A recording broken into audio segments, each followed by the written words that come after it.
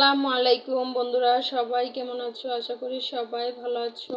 এই তো আজ আমি কি রান্না করলাম তাই তোমাদের সাথে একটু শেয়ার করতে চলে এসেলাম। এই দেখো, আমি সিম আলু দিয়ে আর টমেটো দিয়ে মাছ রান্না করব। এই তো দেখো, মাছগুলো নিয়েছি আর ওদিকে সিম আলু কেটে নিয়েছি, এদিকে টমেটো কেটে নিয়েছি। সব কিছু আমি গোছগাছ করে নিলাম রান্না করার জন্য। আর এদিকে পেঁয়াজ, রসুন, আদা, কাঁচামরিচ একসাথে আমি ব্লেন্ডার করে নেব, তাই সব একসাথে রেখেছি।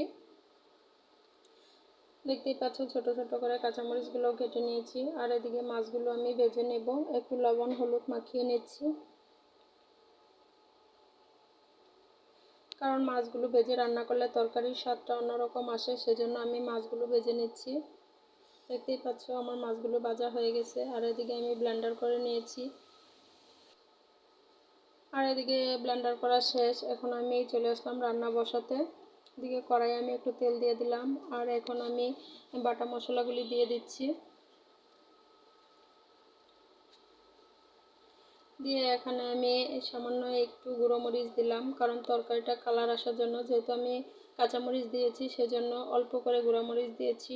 দিয়ে দিলাম হলুদ গুঁড়ো আর দেব লবণ। যেহেতু মাছের তরকারি, আমি অন্য কোনো মশলা দিলাম না, যেহেতু আদা দেওয়া আছে তাই অন্য কোনো মশলা দিতে হবে না।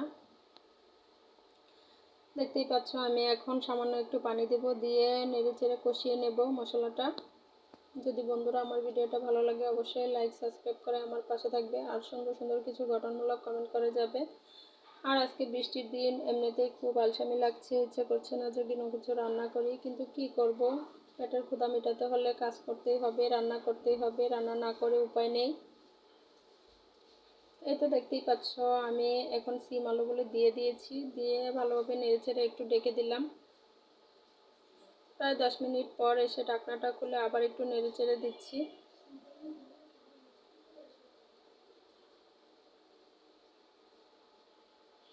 আবার একটু ডেকে দেব, কারণ ভালোভাবে সিদ্ধ হয় না আলু আর সিম। আর এখনকার সিম আমি মনে করি যে বেশি একটা স্বাদ হবে বলে মনে হয় না, কারণ শীতকালের তরকারি এখন ভালো লাগবে না। তবে নতুন তরকারি না খেলেও হচ্ছে না, দেখে খেতে ইচ্ছে করছে, সেজন্য কিনে নিয়ে আসলাম। দেখো, এখন আমি টমেটোগুলোও দিয়ে দিলাম। যখন একটু আলুটা সিদ্ধ সিদ্ধ হয়ে গেছে, তখন টমেটোটা দিতে হবে, কারণ টমেটো আগে দিলে আলুটা সিদ্ধ হবে না। কারণ টমেটোটা যেহেতু টকের জন্য আলুটা শক্ত হয়ে যাবে, সিদ্ধ হবে না। সেজন্য একটু কষানো হয়ে গেলে, আলু আর সিমটা যখন কষানো হবে, তখন আমি দিয়ে দিলাম টমেটো দিয়ে একটু কষিয়ে নিলাম। আর এখন ঝোলের পানি দিয়েছি। ঝোলের পানিটা দেওয়ার পর যখন বলক চলে আসবে, তখন আমি মাছগুলো দিয়ে দেব। আর এখানে 2টা মাছের মাথা দিয়েছি, কারণ 2 ছেলের জন্য, ওরা মাছের মাথা খেতে পছন্দ করে। আর ছোট বড় যদি হয় তাহলে তো যুদ্ধ শুরু হয়ে যাবে, কারণ একজন একজনের প্লেটের দিকে তাকিয়ে থাকবে, আর কারটা বড় কারটা ছোট সেটা দেখবে। তাই জানি না দুটো এক সমান আছে কি না। আর এদিকে দেখো, কথা বলতে বলতে আমার রান্নাটা হয়েই গেল। এদিকে দেখো, আলুগুলো কত সুন্দরভাবে সিদ্ধ হয়ে গেছে।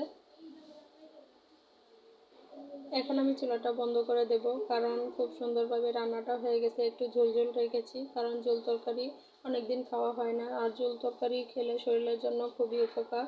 আর এদিকে আমি মাংস রান্না করব, কারণ ছেলেরা ওই তরকারিটা খেতে যাবে না, ওই মাছের মাথা দুটোই খাবে। তাদের জন্য মুরগির মাংস রান্না করছি। আজকে আর বেশি কিছু রান্না করছি না, আজকে এইটুকুই রান্না করব, এই মাছের তরকারি আর মুরগির মাংস। দেখো, মুরগির মাংসটা আমি দেখালাম না যে কীভাবে রান্না করছি, কারণ অনেক রেসিপি দেওয়া আছে মুরগির মাংসে, সেজন্য। এদিকে দেখো, রান্নাটা হয়েই গেছে।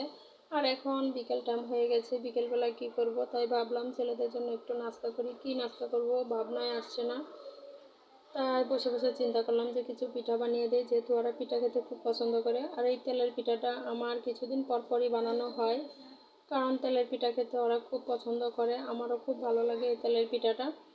সেজন্য আমি এই তেলের পিঠাটা বানিয়ে নিলাম। কিভাবে বানালাম সেটা আর দেখালাম না, কারণ আগের ভিডিওতে দেখানো আছে।